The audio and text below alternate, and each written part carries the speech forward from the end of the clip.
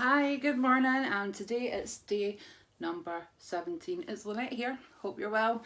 I've got a bit spotty today, a bit wacky in the colour department. So day number 17 of the Boots number 7 advent calendar. I sometimes forget to tell you that is what I'm opening, but I hope you know by now. So day number 17 is down here. Here we go.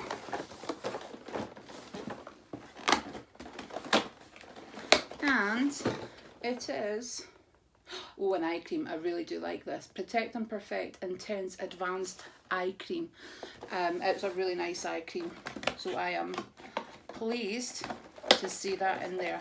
So they're both really good calendars for skincare, which I've really been loving. And day number 17, let's see what will look fantastic as for us. So it's one of these drawers. Oh, I wonder what it was then. Got a bit of a fright. It was the bubble wrap. See that way where you're kind of like, oh, what am I touching? Or is that just me? And there's a little pot of something and a lot of bubble wrap. Oh, wow. Right, so this says Silver Skin Savior by the brand that I can't pronounce. So SOS Argent.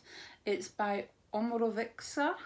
Yeah, it's from Budapest. Yeah, it's a Budapest company. Omorovixa. Yeah, anyway, it's that one. I've made an attempt at it. So Silver Skin Savior. I'm going to actually have to Google this and see what it is. But, oh wow. I love the smell of this brand.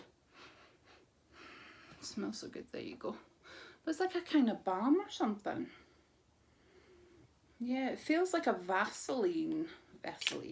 So I wonder if it is a little bit, let me know in the comments if you've tried this.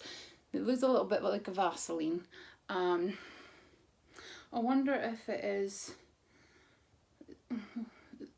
like a, you know, like the Elizabeth Arden 8 hour, you know, that kind of,